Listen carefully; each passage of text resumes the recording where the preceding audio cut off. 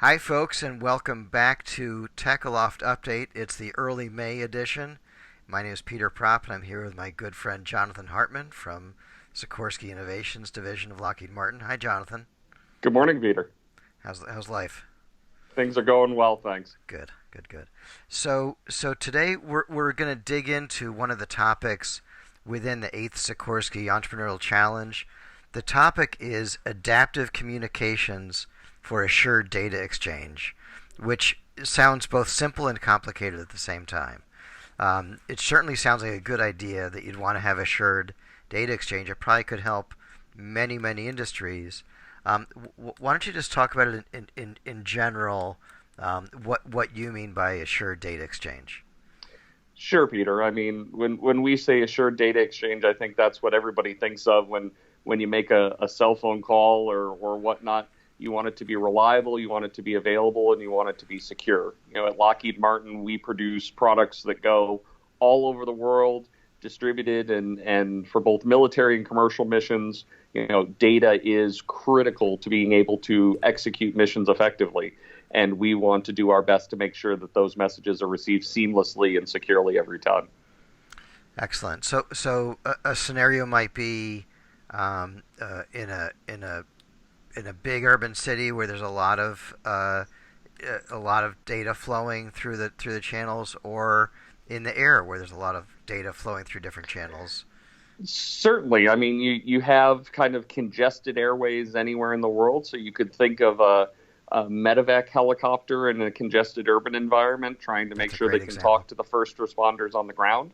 You can talk about a fleet of aircraft that are trying to communicate with a carrier battle group somewhere in the Pacific. You could even talk about commercial shipping and how ships thousands of miles away are able to interact with their communication centers back at home base. Interesting.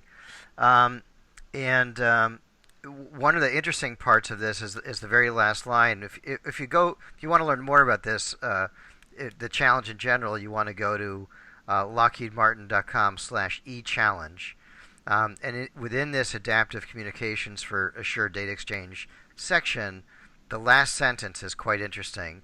It says potential solutions do not need to be limited to FCC frequency restrictions. So if you're a radio wizard, if you're really interested in wireless frequency and all these opportunities, this is an opportunity to take the shackles off and really explore the bandwidth in its entirety. Is that correct? That's absolutely correct, Peter. I mean, we make commercial products. We also make military products, and we think there's a lot of great things happening on the commercial side that might be able to work even more optimally if you can take some of those restrictions off. And some of our military customers do not have FCC, spectrum restrictions on them, and so those are all things we want to explore. Interesting. Um, that which I guess leads pretty well to the next question is, you guys are Sikorsky, you're Lockheed Martin. Um, I think what a lot of people hear about the Sikorsky Entrepreneurial Challenge, they think it's just for military contractors. Tell us your perspective on this. Well, and I couldn't disagree with them more firmly. This is really a opportunity to come work with one of the global leaders in defense and commercial applications. But what we're looking for is companies that have expertise that want to partner with us to create kind of those value-added products. In this case, I think particularly it's good to point out there's a lot of people working technologies to make our cell phones better every day, right? Think about congested airwaves. You go to a major city with millions of cell phones that are being used at any one time. That's a big, gnarly communications problem. And we think a lot of those technologies could similarly be applied in these situations. Right, and the term cognitive radio appears in this challenge question. Tell the people what cognitive radio means. I think it's fascinating.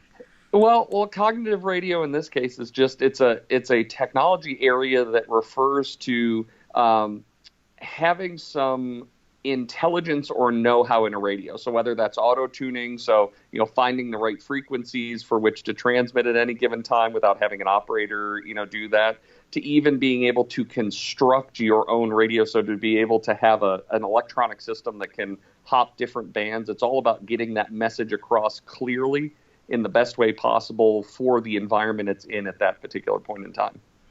Yeah, I think I was looking into the cognitive radio stuff. I think it's fascinating. It makes a lot of sense, and I could imagine within the mobile phone world that eventually that's going to have to take place because our it's just getting tougher and tougher to have a straightforward phone call all the time. Mm-hmm. Sometimes it's just crazy and you have no idea why. There's probably a lot of stuff that's happening nearby you that's causing the issue. Especially if you're walking around Manhattan or San Francisco, right? Mm-hmm. And let's talk generally about the entrepreneurial challenge. What's the real benefit Mm-hmm. you see to companies as they think about applying to work with Sikorsky and Lockheed Martin and potentially win that 25K prize? Right. So, and I would say the $25,000. We really enjoy giving that prize, but it's really the small part of what it is that you Of win. course. And we get this question all the time. It's, if I'm a company that's going after something like the global cell phone market, why would I want to work with a relatively small market like defense or commercial or helicopters or, take your pick?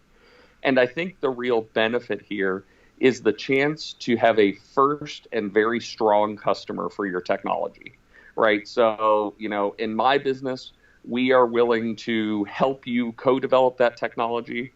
We're very willing to take technology much earlier than many commercial applications. And quite frankly, we're oftentimes willing to pay more for that technology than a commercial customer would because we want that differentiation in our products.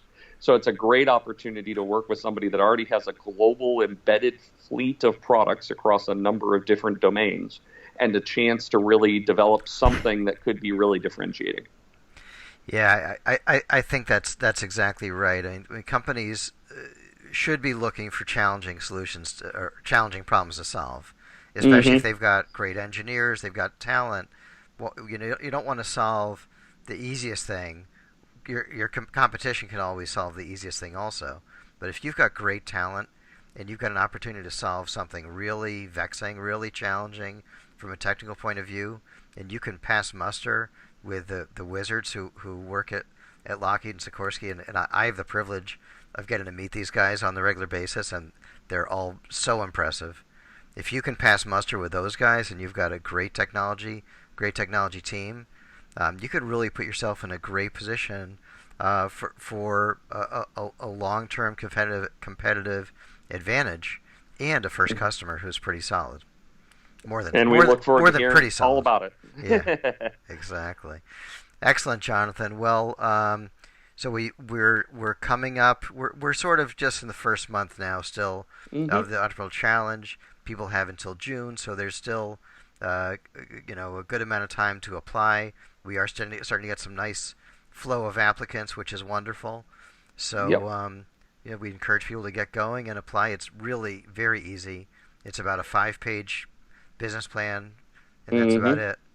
And I would say to that point, deadline is actually mid-July, so we do have some time on that. As you said, www.lockheedmartin.com/e-challenge. And the other thing coming up that we want the watchers to pay attention to is we're going to be hosting our Entrepreneurial Challenge webinar. This is your chance to hear from our domain experts on each of the focus areas, an opportunity to ask questions, and an opportunity to see if your company and technology really apply to the focus area. So details are going to be forthcoming on that pretty shortly. That'll happen in the next few weeks. Looking forward to that as well. Fantastic. All right, Jonathan. Well, it's always a pleasure to see you bright and early, and we'll talk to you soon. Thanks, Peter.